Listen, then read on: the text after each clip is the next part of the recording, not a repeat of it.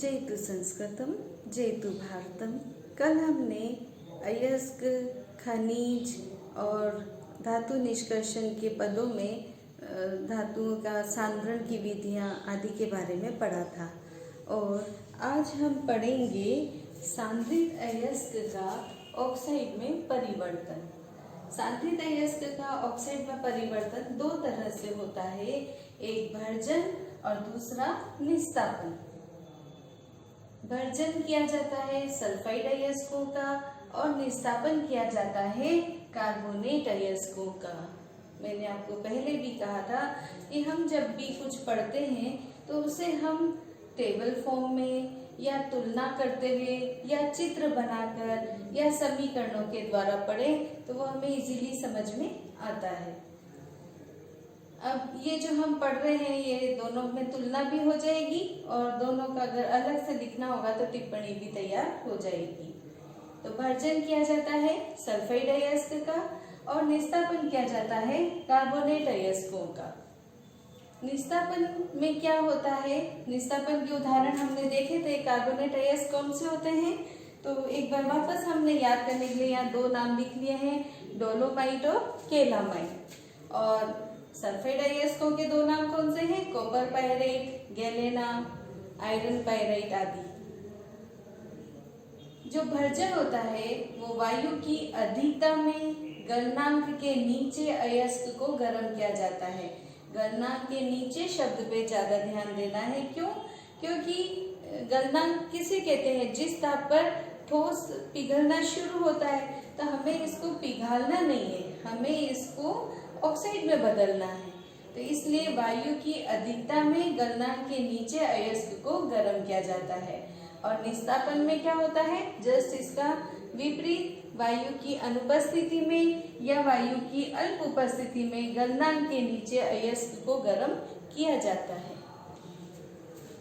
चौथा आ जाता है कार्बनिक पदार्थ भर्जन में नष्ट हो जाते हैं और जो धातु सल्फाइड है वो ऑक्साइड में बदल जाते हैं, यानी कि साथ में सल्फर डाइऑक्साइड का निष्कासन भी हो जाता है। क्या हो जाता है, जो अयस्क है वो ऑक्साइड में बदल गया और सल्फर डाइऑक्साइड का निष्कासन भी हो गया। किसमें? भर्जन में। तो भर्जन हमें ध्यान रखना है, सल्फाइड अयस्कों का भर्जन किया जाता है, वायु की अधिकता में अयस्क को गर्म किया जाता है और इस वजह से जो धातु सल्फाइड है वो ऑक्साइड में बदल जाते हैं और SO2 बाहर निकल जाती है। तो जैसे ये मैंने अयस्क ले लिया, सल्फाइड अयस्क है, तो मैंने यहाँ इसका सूत्र क्या ले लिया, Ms। समझने के लिए हमने इसे लिखा है M। तो Ms प्लस ऑक्सीजन की अधिकता, तो Ms प्लस O2 बन गया MO प्लस SO2, यानी सल्फाइड का इस अयस्क का ऑक्साइड बन गया और सल्फर डाइऑक्साइड बाहर निकल गई। भर्जन समझ में आया। निस्तापन इसका जस्ट विपरीत है, ये सल्फाइड अयस्कों का होता है, वो कार्बोनेट अयस्कों का है। ये वायु की अधिकता में होता है, वो वायु की अल्प उपस्थिति में होता है, वहां पर भी गलनांक के नीचे ही अयस्क को गर्म किया जाना है।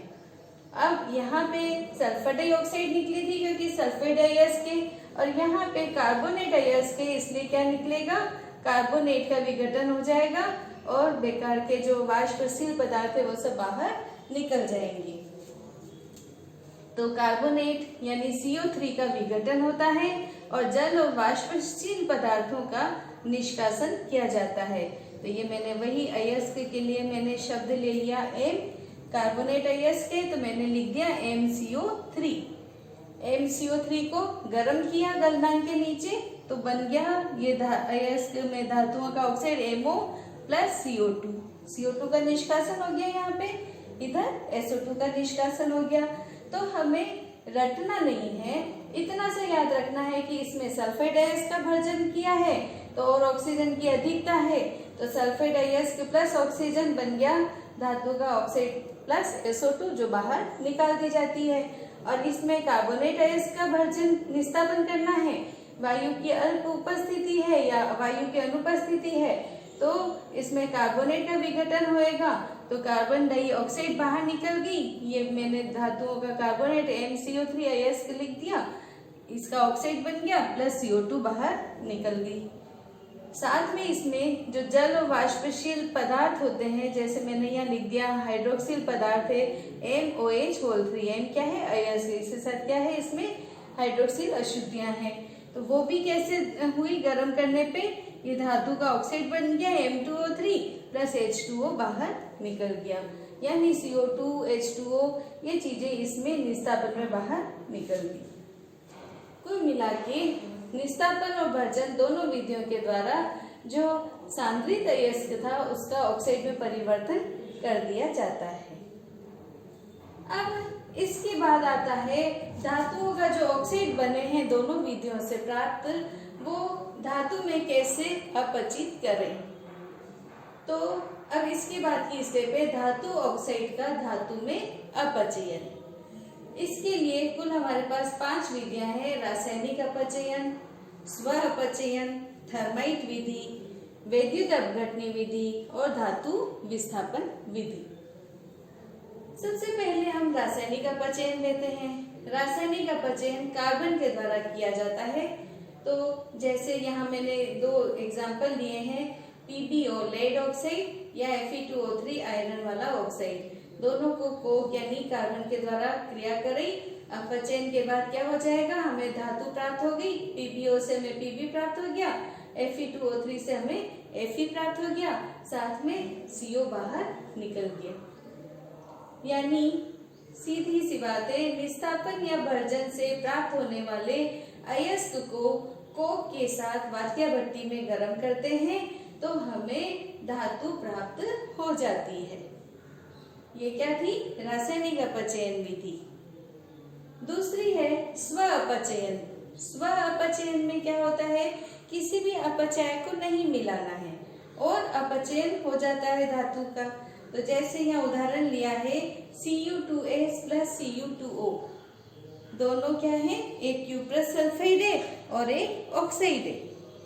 Cu2S plus Cu2O, cuprous sulphide और क्यूप्रस ऑक्साइड, इन दोनों को हमने आपस में क्रिया कराई तो हमें धातु प्राप्त हो गई और SO2 बाहर निकल गई, यानी अपचयन के द्वारा धातु हमने प्राप्त कर ली। दूसरा एग्जाम्पल इसमें लिया है सिनेबार का।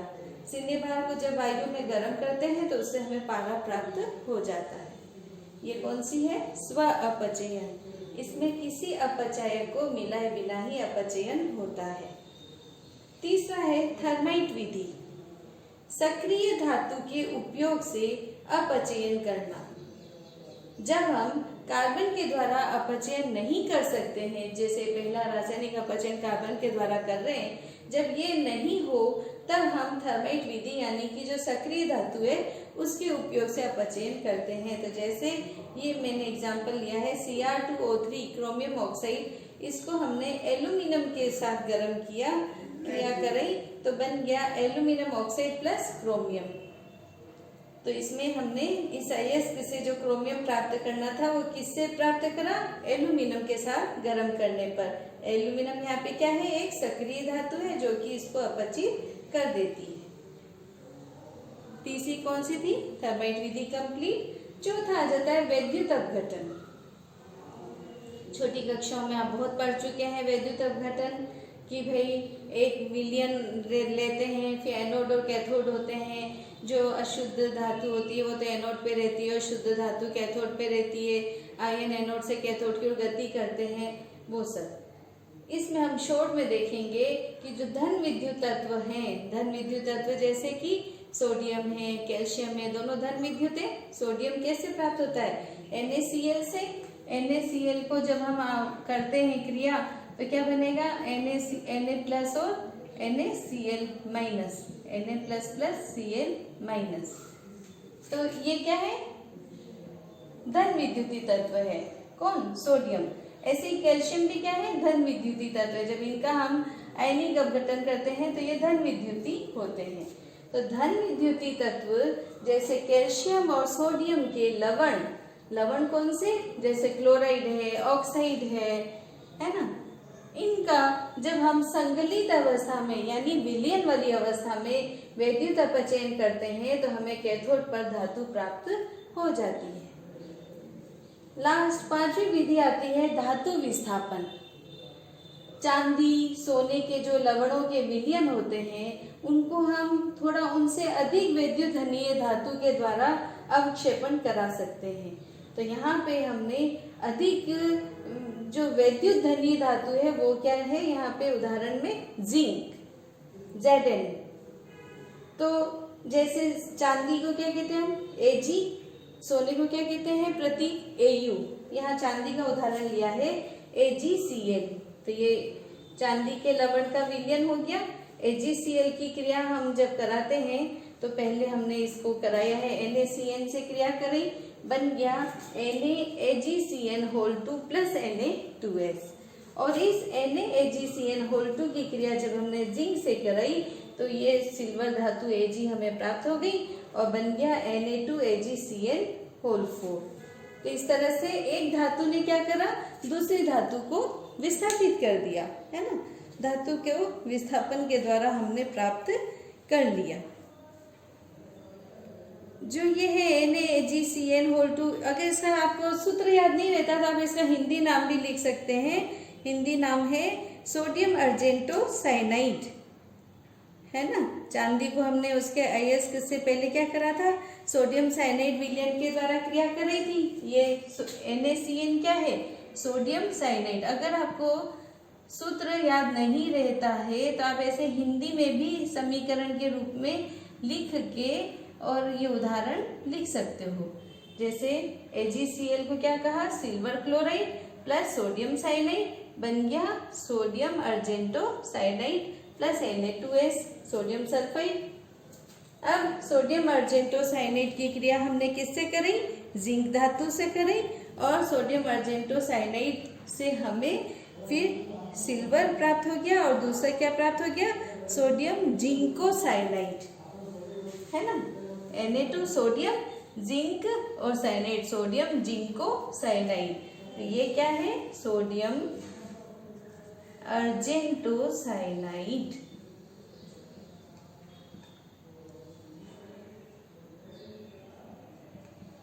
आशा है आपको ये सारे पद समझ में आए होंगे।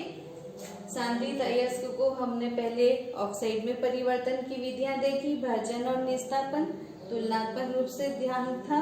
फिर हमने धातु ऑक्साइड जो इससे प्राप्त हुए थे उनका धातु में अपचयन कैसे किया जाता है वो 5 विधियां देखी। अब हम कल नेक्स्ट शोधन की विधियों के बारे में पढ़ेंगे। आप इस सब को अच्छे से साथ साथ पढ़ते रहिएगा। समय बहुत कम है और कम समय में आप पूरी तैयारी से परीक्षा के लिए प्रिपेयर हो जाइए। शुभकामनाओं के साथ, धन्यवाद।